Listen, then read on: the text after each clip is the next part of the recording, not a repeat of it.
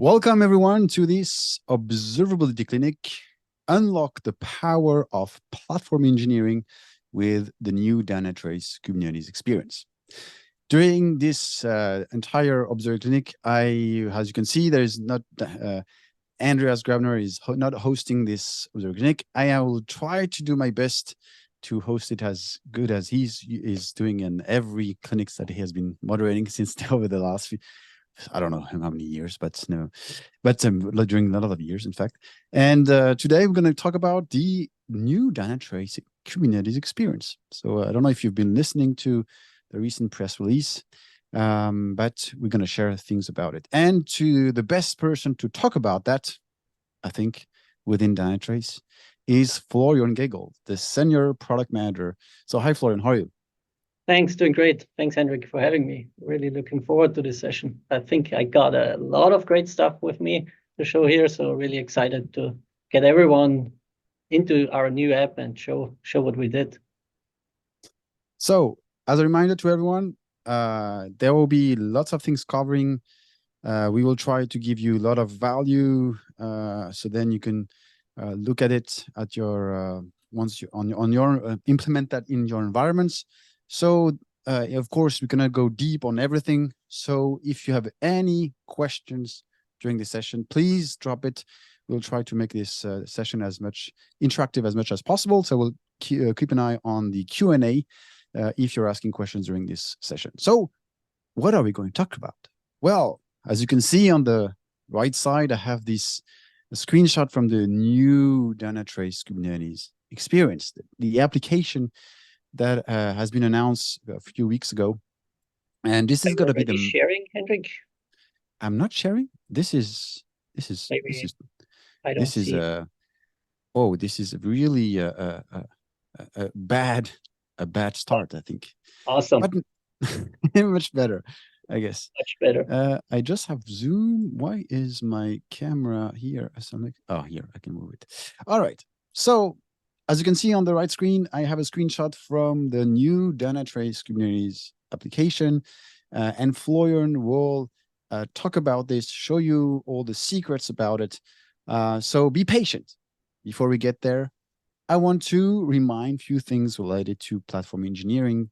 Platform engineers that manage our environment, our internal development platforms, the type of task that they need to consider when they go on that journey.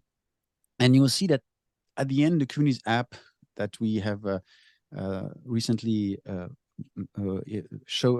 announced will be very useful for the platform engineers. And that's last, I've built a couple of workflow, a couple of notebooks, one book with a couple of DQL that is designed for platform engineers, helping you to do a lot of automation. So we're going to talk about this, and the idea at the end is to show you examples of workflow. Those will be shared, of course, in my GitHub on the repo, so you can still look at it later on. And then I would like to make a small teaser on one new component called Dynatrace Edge Connect. All right, so we covered a lot of content, so let's don't wait anymore and just start. So let's start with reminding that when we are building or deploying applications in a Kubernetes cluster, there are many things to consider. And sometimes when we have to build our applications, we need to test applications, we need to make sure that we are aligned with all the security compliance that we may have internally.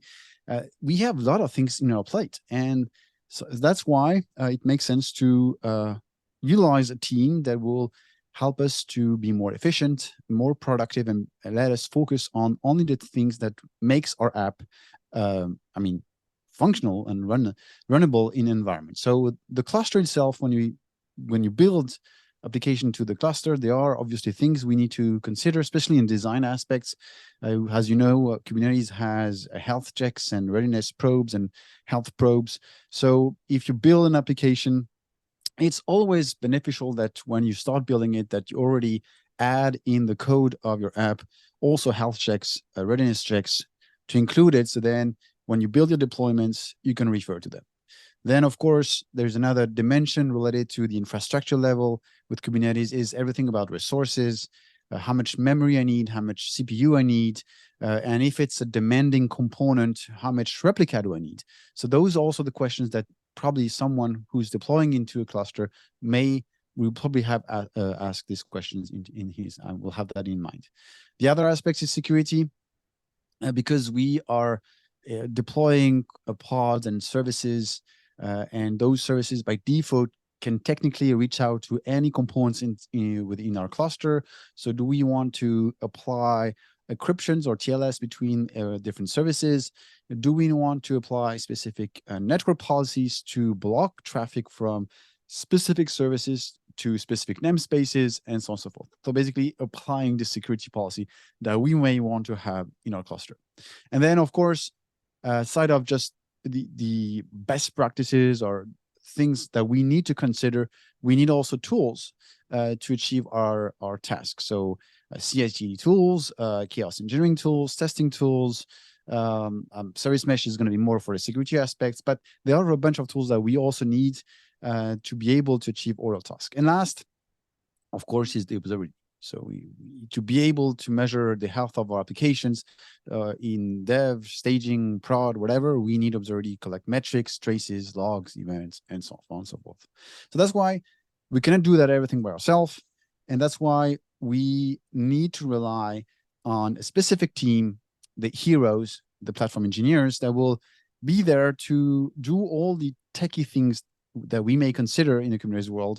So making sure that the resource is in place, making sure to design the cluster in a proper way, including like a catalog of tools so people can add the right tools that are of their choice to test, to secure, and to observe their own applications. So that's all the thing that is in the umbrella of the platform engineering role. And but before we jump into the detailed tasks, let's remind a few things about Kubernetes. We talked about it several times in various occasions of various observability clinic, but as you may know, Kubernetes relies on nodes. Nodes are machines, I mean, virtual machines or physical machines, whatever you want. But at the end, you have a total capacity based on the memory and CPU available on each individual node. So you have a maximum allocated memory, a maximum allocable CPU, and every time you deploy, based on the resources, as you may know, Kubernetes will allocate the resources that you've defined as a request. And there is always a difference between what you've requested and what you actually use.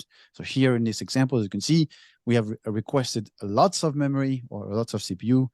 And at the end, we are consuming about 10% of it, which is a sign that we are not very efficient. So as a natural reaction, as a human being, we try to add as much as possible to secure the way we are running. But in a Kubernetes environment, we do that. We won't be very optimal in sense where we consume a lot of resources in our cluster, and those resources will be never released, except if you change those requests definitions. So that's why, of course, a workload, as you know, request is one thing. That's why we have limits, because we can always consume more than we've requested.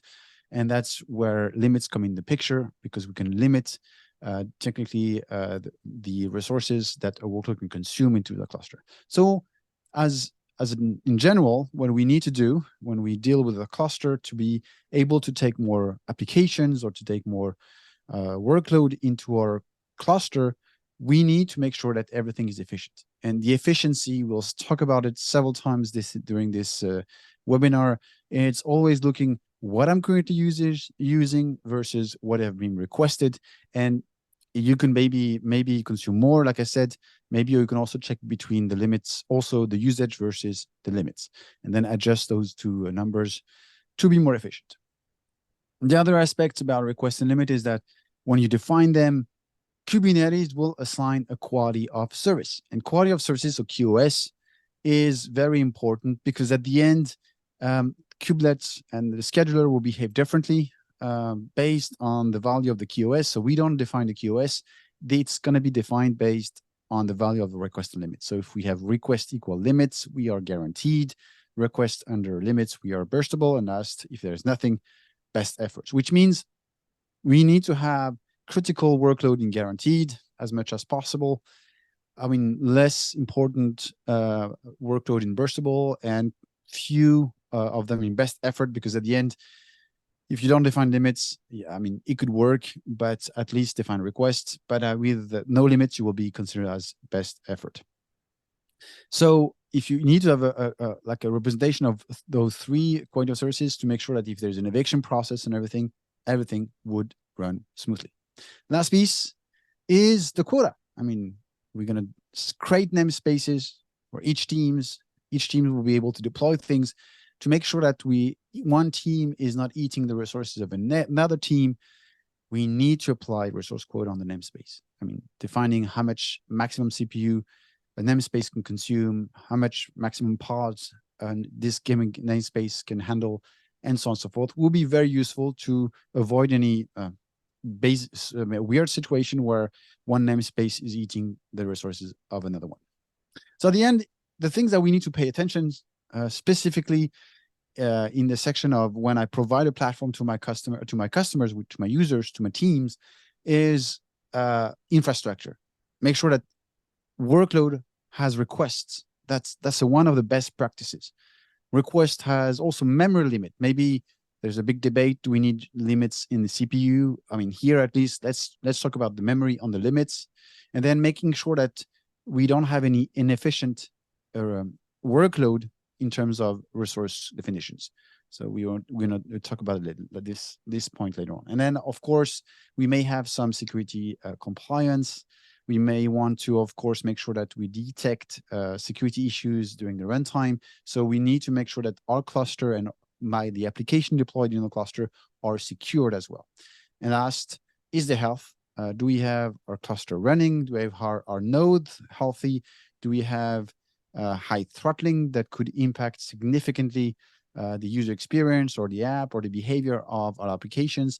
So looking at those throttling alerts or warning is going to be very important to make sure that we are always deliver good and reliable application to our customers.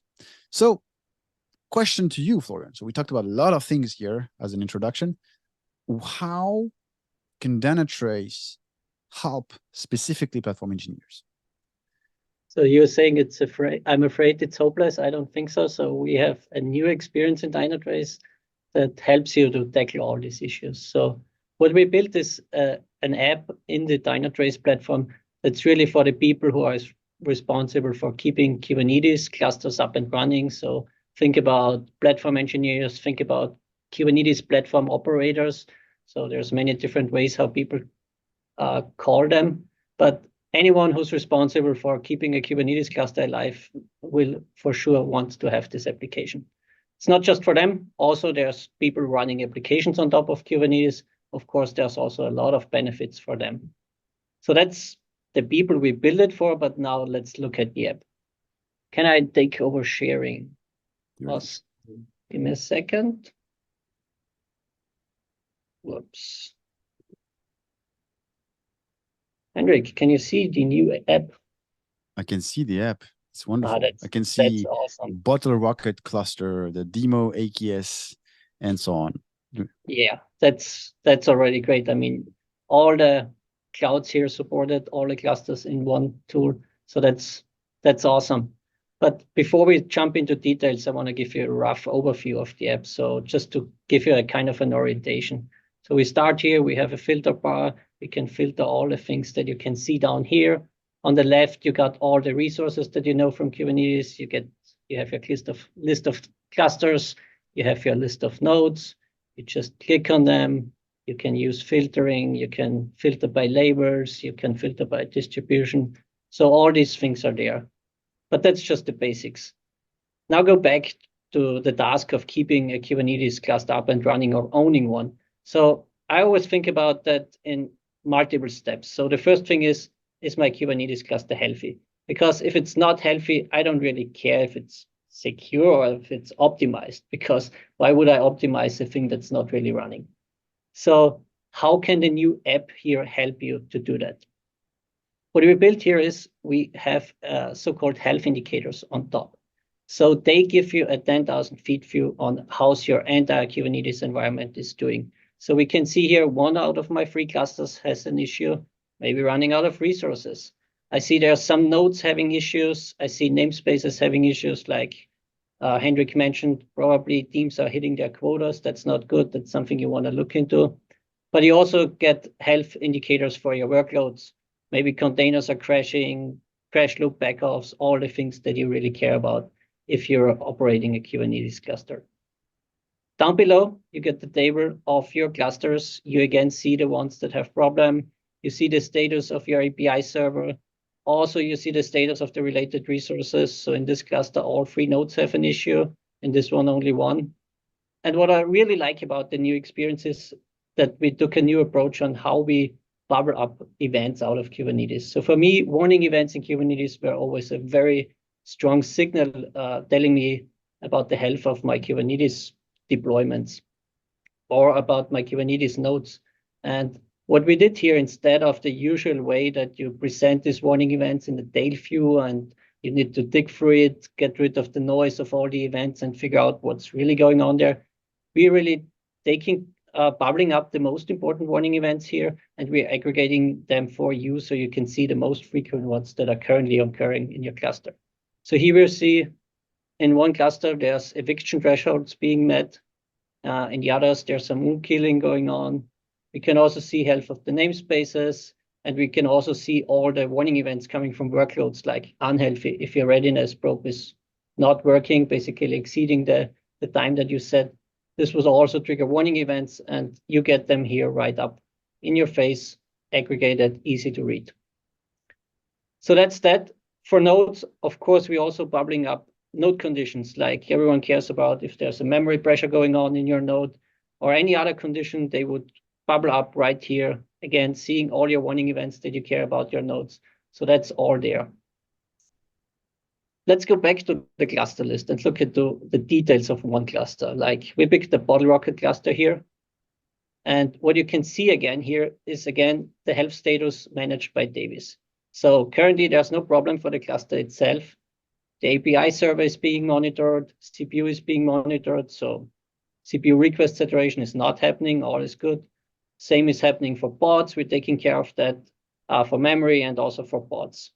Down below, you again get the Davis health view on all your related resources. So one node has an issue, namespaces are good, 3 out of your 18 workloads having some health issues in there. I see there's some questions already coming in. Should we? Yeah, I was going to wait for a bit that you're going through a bit and ask you questions. But I have already one question from my end. Awesome. Sorry guys, I'm going to ask first my questions, okay? And then we're going to, of course we're going to answer your questions, just a joke. So first, one of the questions is, here I see bottle rocket. And if you scroll down a bit, or info. Where you want to? Here? Yeah. Sure. So here we see that we have properties. Is there a way, as of now, to filter, to search, for example, a cluster that is, I don't know, with a specific version, or which is deployed in GKA? So to apply this filter, so then I'm only looking at specific cluster in specific zone or specific size or specific versions. So that's a very good question. For now, not all of these things are already available in there. I mean, most of them are, like you can filter your clusters by distribution.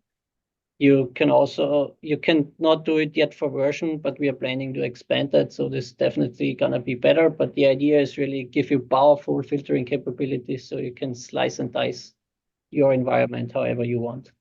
And then there was a question from Benjamin Thomas. Said, since the app is a new UI, does this support management zone filtering, or is there a replacement for that feature? So currently it does not support that. The idea is that we're going to improve that in the next version that we want to release. So we have plans to supporting that. And we also want to improve how we deal with labels, annotations. So that's a question that's very prominent in the community. And we are really trying to get that in the app. And what we want to do is basically allow you to define access management for your users, based on the tools that you're used to from Kubernetes, meaning some users should have access to all the namespaces and everything included based on the namespace label and all these things. So that's in our backlog. We definitely want to do that. For now, it's not there, but we are working on that. And then there was a question more on the events. So Manoj Kumar just asked that a few minutes ago. He says, because you showed us somewhere the events, I think it was events on the event tab. I think at the moment you showed us events. Right. And say the question from Manoj was, can you drill down to the events reported from the aggregates? So is it? So what you can do is you would here see there's the bottle rocket cluster, there's node warning events going on. What you always can do is you can open the cluster and then you can click on your nodes and then you get the health view on your nodes right here. And then you would again see the events aggregated on these entities. So that's how you can do it for your nodes, but you can also do this for your workloads. If we go back here to the bottle rocket cluster, to the detail view, you're gonna find these nice sections in here. So maybe just go one by one, and in the end, I'll answer the one about drilling down the warning events. So on top, you see utilization. So we're summing up all the CPU usage in your cluster, requests and limits, make them really easily digestible. So in here, you already see that usage is above request. So there's probably not the best practices being applied here. Same is true for memory. Down below, you get your nice section about your nodes. You can see there's 3 nodes. Some have problematic conditions, some have warning events. And if you click on that one, you basically get to see those nodes that have currently these warning events going on. And down below, you can also see like what problematic conditions are currently going on in your nodes and what's the warning events that currently bubbling up to Dynatrace. And the same is true for workloads. So you see here, none of your workloads have progressing issues. There's one workload that has restarting container, one workload has banning bots, one workload has failed bots, and there's also one workload that has warning events again. Down below, you can see again problematic workload conditions. So one workload is not available at the moment. And you can also see your workload warning events again aggregated. So there's 4 evictions going on in your cluster on the workload, and there's also exceeded grace periods in there. And about the question drilling down, so what you can do is you can click on this one, and you would end up with the list on your left showing you the workload that's currently emitting these events. So here we can see evicted, exceeded grace periods. I hope this answers the question about, are we able to drill down? What you can also do is, sorry, yeah? Yeah, I think you did, but also maybe you can show us the event tab, maybe. Right. So what you also get is your kind of tail view here. So currently there's something going wrong, I think, but basically like you would see for logs, you would get here a table and overview, like which events happened when, and you would also see like the status of them and also the content of them. So that's the idea. The app is not yet released, so there are still some things we are fixing, but that's definitely gonna be there for sure. Cool. Let's jump back. So where did I stop kind of? I think we talked about the cluster. I showed you how to drill down. Maybe talk a little bit about the workload. So if you go to a workload, you again get this nice health status overview here. You can see there's one problem currently going on. Your conditions of this workload is good. CPU is good. Memory is good. There are some bots issues in there. So you see you have eviction events right there. What you also see very nicely in here is that your container restarts and your events are currently not being monitored by Davis.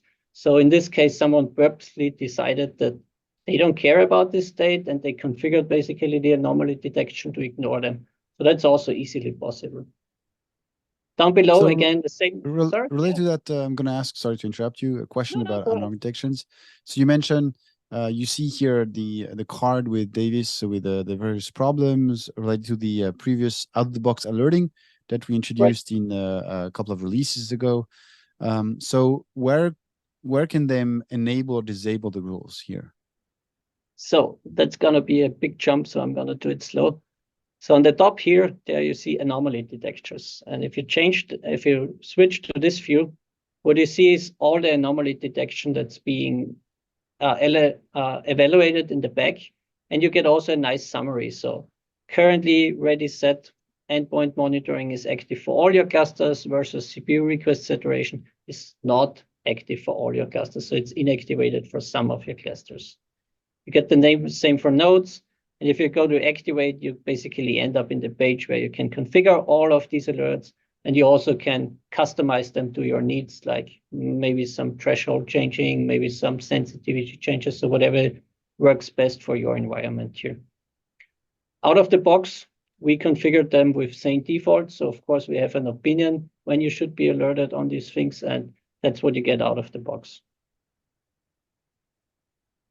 Thanks. Awesome. Good question. Let's go back to the workload. Whoops.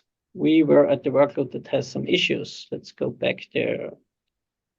We go to the bottle rocket cluster, and we cared about those that have a problem. Whoops. Here we are. So what we see here is that this one has eviction going on. So we open this one up. I already told you about the health indicators. What you immediately see here is that usage is far above requests. So again, best practices not being met.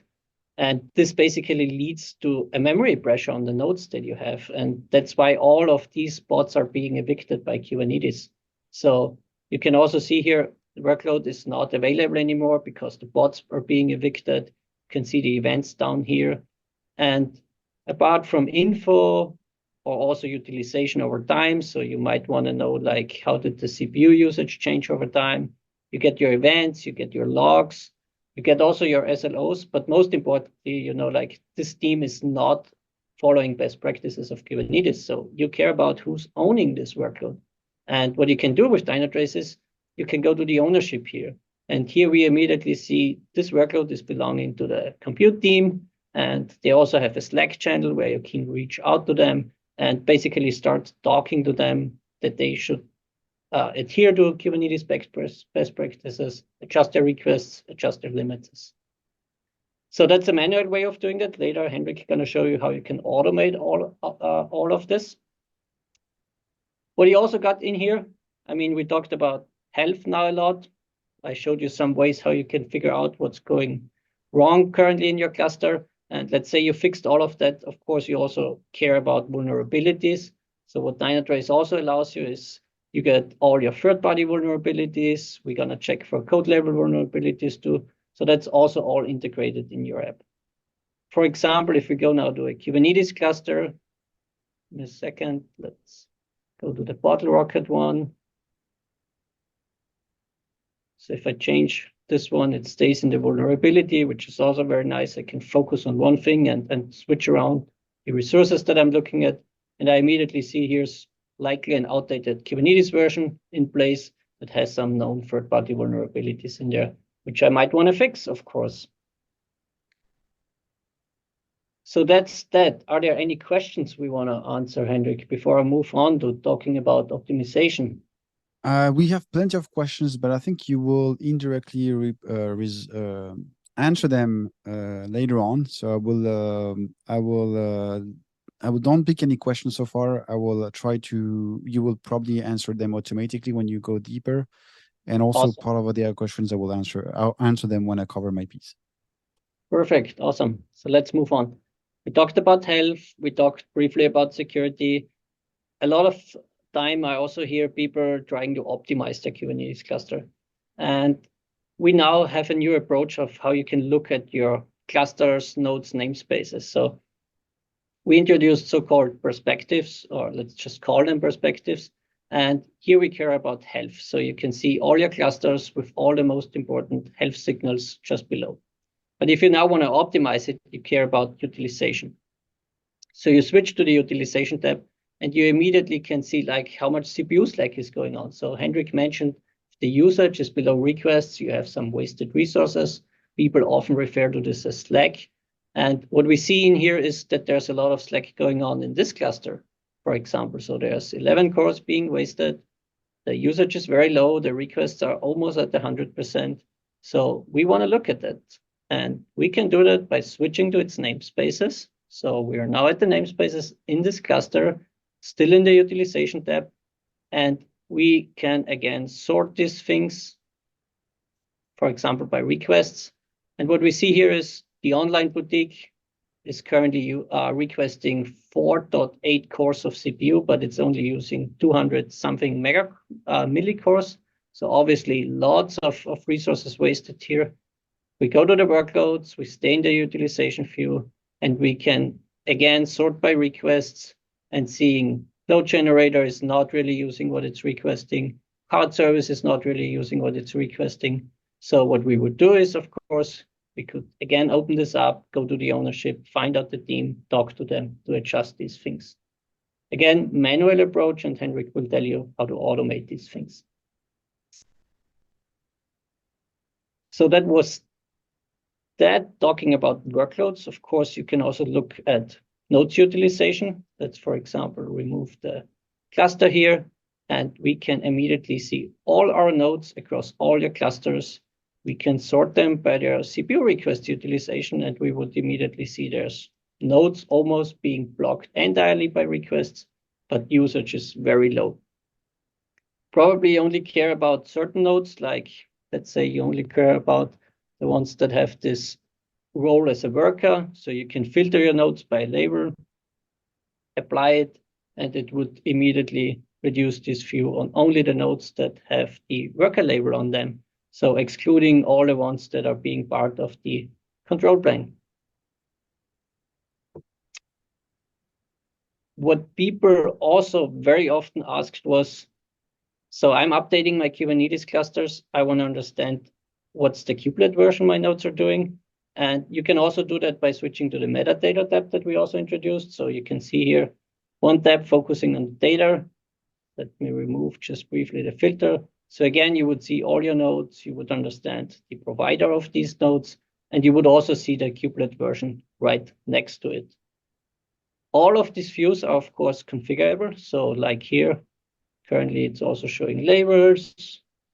I can remove them. I can add warning events if I want to have them in this view.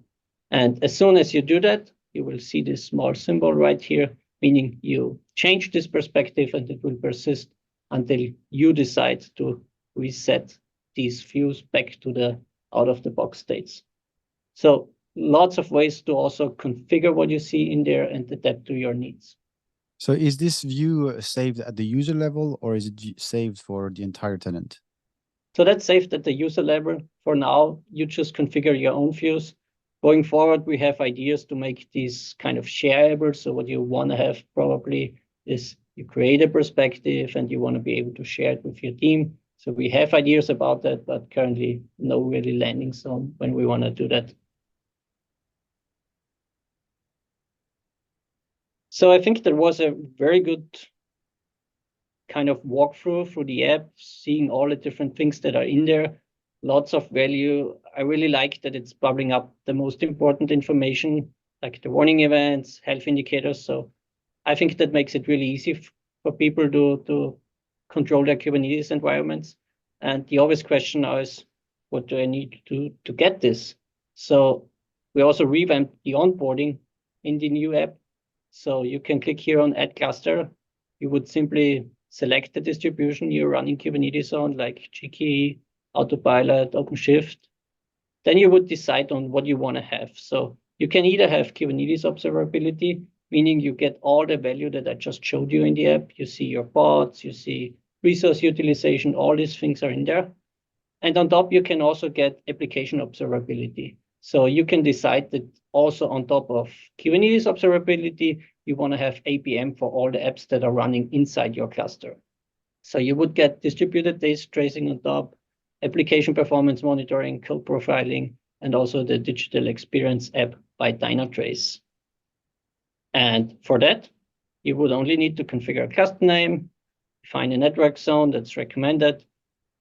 For APM, you can also just select or use a namespace selector. So if you don't want to have APM in all your namespaces, you can here define a selector to only get this for a few. That's also very neat.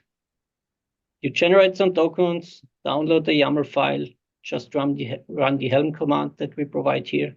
And within 2 minutes, you're up and running and everything is monitored by Dynatrace. So that's really nice from my perspective, and it's really fast to get all of this value with just running one Helm command basically. So I really love the new experience here. So there was questions about just I'm take advantage of this because you're talking about the onboarding. There were a lot of questions related to Bottle Rocket. So you said it says where is the question? Can Bottle Rocket OS can be monitored by in-app only? Yes, it can. So I think that's a good segue. Maybe we wanna move to the slide deck again, Henrik. Awesome. Because the best things usually come in freeze. So I just showed you the new Kubernetes app. You get platform health at a glance. But we also changed two other things. So we have a new deployment mode that uses far less privileges for platform observability of Kubernetes. So previously, we had to have host network privileges, host PID, also the Linux capabilities, sysadmin was required. We got rid of all of this. So if you only want to have Kubernetes monitoring, you don't need these privileges anymore. For those of you who are already Dynatracers and Dynatrace customers, technically this means you only need the active gate for running this app. There's no host agents needed anymore. We also changed the pricing. That's now really simple, fair, and transparent. So if you want to have platform observability, so the app basically, you now only pay the number of bots. So we don't care how many nodes you're running. We don't care how many clusters you're monitoring. It's simply the number of bots that we are monitoring for you that are basically ending up in what you're paying. Of course, now the question is like, when can I use this app and what do I need? So two things here. The app is now publicly announced. So last week at KubeCon, we announced it. And the GA is planned for perform, meaning end of January, this app gonna be generally available to our customers. There are some requirements for you to be able to use the app. So first of all, you need to be a SaaS customer of us. And you also need to have the Dynatrace platform subscription, so the new licensing of Dynatrace in place, so that you'll be able to use all of these advantages. And one thing is you mentioned the licensing. So when you do only the Kubernetes monitoring, the license is based on number of pods. Right. Is it pod per hour, per minute, per day, per week, per year? And that's one question. And the other one is, what about if I start to do, I want to have the code module injected, so that's a full stack approach that we had in the past. How is this license? Is it based on the number of pods that has the code module, or is it different? So there's basically two licensing. You have these bot hours if you only want to have the platform monitoring, so that all the things that you show in the app, and that's going to be bot hours with a granularity of 15 minutes. So whatever you run is number of bots in 15 minutes, we count as up to bot hours and then sum it up over your basically over the cycle. So that's how we're going to charge it. The second part is for APM. I told you can use the namespace selector to only use APM for the namespaces that you like. And that's why you're also only going to pay for of course, for the apps that you monitor with APM. And there's also a slight change. So we're going to only charge you for actual memory usage. So it's not going to be based on the memory of your host. It's not going to be based off the limits of your bot. It's really based on the memory usage consumption of the bots that you're APM monitoring. So that's why if you set limits, you're controlling it, and then to avoid to have. But if you set limits and you're running, you have events going on, you probably don't like that. And you're back to taking care about health. All right, so I think that's a perfect transition to go on further on the content. So we have again 20 minutes. I will try to go fast, so then we have a lot of questions that has been asked, and I will try to answer them during the dedicated Q&A session. So Florian showed us how the app is going to help us significantly to track the health, resources usage. So all the things we discussed at the beginning, where we have to pay attention on security aspects, infrastructure, and health, everything is answered by the app. But how can we control the best practices? So we said that we need to have users that are setting requests and limits. As a platform engineer, I want to make sure that every team that deploys has defined requests, resources definitions. And if not, then I want to knock out the door and says, hey, you need to change or you need to improve. At least I don't want to block them, because I could have done like a Kubernetes policy that will block the deployment. But in my case, I don't want to block the application. The application is first customer first, so we deploy the app, but then I want to go back to the team if they didn't respect the best practices. So to remind you, with the Dynatrace operator, the data comes into Geigl, and with the new app, the ActiveGate is doing more things, enriching more data. So that's how you were able to see a lot of things about annotations and label and things, which means now as a user, if I know Dynatrace and DQL, I can basically send in Notebook a query that it will extract everything that I'm looking for. And then this query will give me a list. For example, I'm chasing for all the deployments that has no request defined in the CPU or no request defined in the memory, and I want to have the details. So here, for example, with the query, I get the results back exactly for what I was looking for. So the idea is that this is great, running query, but you may ask yourself, why? I don't want to create queries. I mean, I have a lot of things to deal on daily basis, so I want to automate. Yeah, which makes sense, because it doesn't make sense to do to have always a same task on and on and on. So how can we automate? First, if you paid attention, Florian showed us that in the workload or in various screens or various tabs, I would say, of the Kubernetes applications, there was this notion of ownership. So I don't know if you paid attention, but several months ago, Dynatrace introduced the notion of ownership with teams. So in the settings of Dynatrace, you go to ownership, and you can define different teams that are responsible of development, security, operation, whatever. You basically define the role for this team, and you can also add the contact details. So if I have the team in place with the Slack channel or the email, and if I extract the list of the people who's not respecting the process, then technically I could reach out automatically through let's say a workflow, and to say, hey, you didn't respect our requirements. So as the best practices in general, if you want to start automating and reach out directly to the teams, is make sure ownership is in place. So how do you do that? Just remind, in Kubernetes, if you deploy your stateful set, deployments, daemon set, whatever you deploy, if you add in the label called DT owner, so here you can see that there's hotel demo, which is the idea of my team, then I would be able to link that, attach this deployment to the right team defined in Dynatrace. So what type of automation can we think once we have defined this ownership? Well, first, I want to have a workflow that runs on a daily basis that identify workload or applications that has no ownership. Why? Because at the end, what I want to do is, if I know that there is application deployed, that has no ownership, I want to reach back to the team by myself and say, hey, please add this ownership. So then there are the other automation that I will imagine will work properly. The second thing is, I want to basically list all the workload where there's no requests in CPU and memory defined. And then with the help of the ownership, send a message to those people saying, hey, please define the request limits. And maybe why don't we suggest also those aspects? Because we know the consumptions.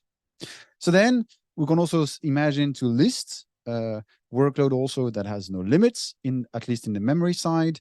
We can also think about, there is some questions that I didn't ask about it, suggest to teams limits based on CPU and memory consumptions.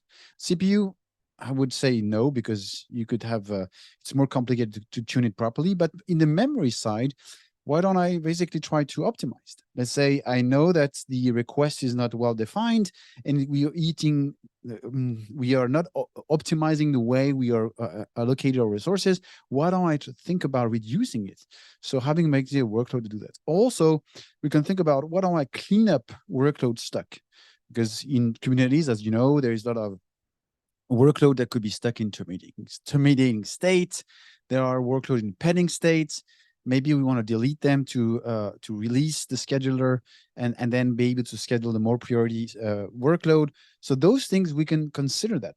But how? Well, as you can see on the screenshot, this is a Dynatrace workflow.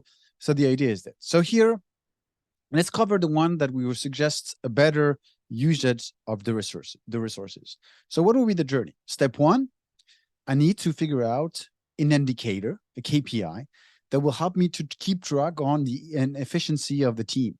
So I will sum the memory usage divided by the sum of the memory requested multiplied by 100, and I will have a ratio. So I can imagine to have a DQL, Dynatrace Query Language, that will extract all the workload with having this condition, with this field calculated, and we can filter, say, only looking at the teams or the workload where the ratio is under 60%, which means I am consuming less than 60% of the resources that I've tried to allocate it. So then if I have the right metadata attached to that information, so the cluster name, the namespace, the workload, the memory used, the memory requested, and the team owner, then I can imagine to build a workflow. The workflow will basically execute the Dynatrace Query Language and then reach out to Slack and send the details to Dynatrace, not to Dynatrace, to the team. So that's typically the workflow. The other aspect I mentioned about cleaning up the cluster. And we recently, I don't know if you paid attention, introduced a component called Edge Connect. Edge Connect is a bit like a bridge, a secure component that Dynatrace can interact with.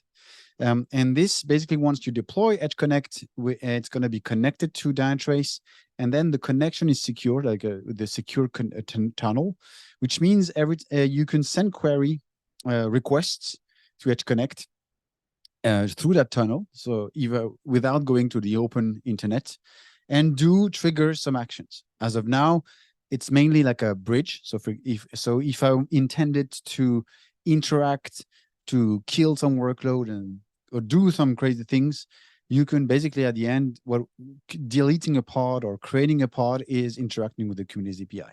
So as an experimental approach, this is more experimental than really available in production.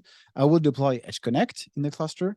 It will, by deploying Edge Connect, it will be automatically connected to Dynatrace.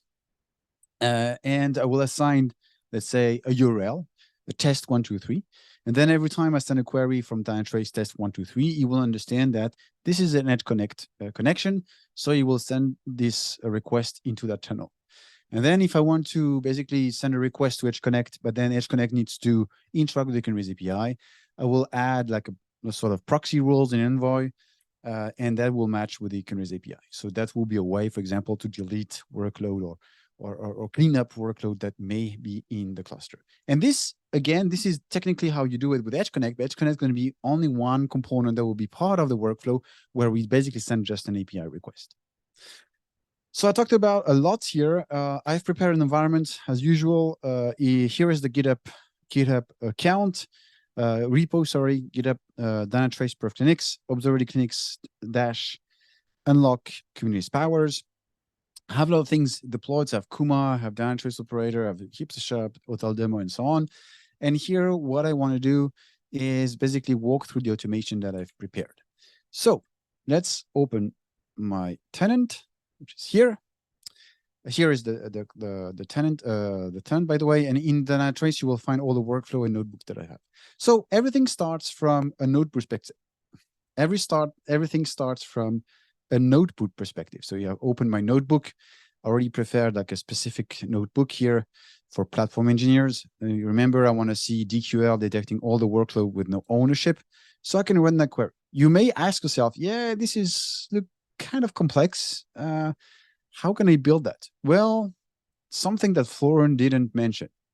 If you open back the Kubernetes application, all right, let's say let's say I'm interested in looking at containers. And I want to have in terms of fields, I want to have the CPU request, the memory request, the cluster, the workload, basically the field that I need. Oh, I don't know what's going on, so let me refresh. Okay. Why it's going on here in my tenant, but no.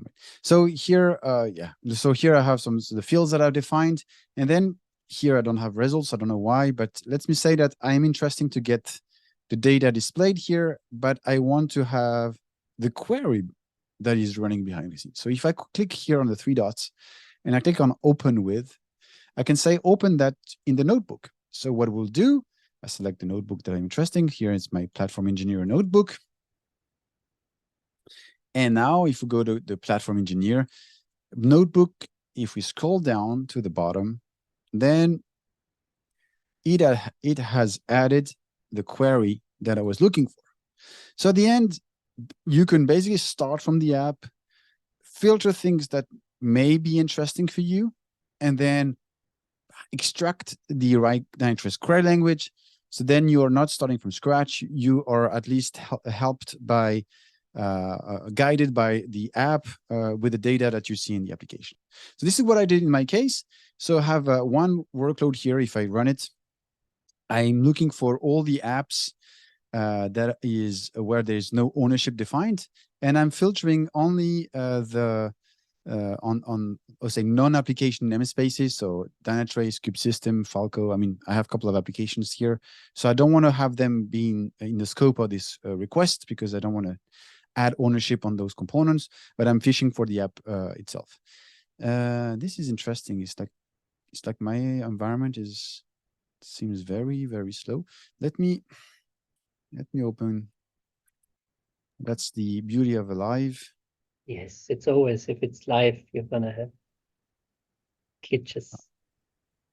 All right, so let me kill this one because, all right, and let me try it here. Interesting. Okay, for some reason it's not running.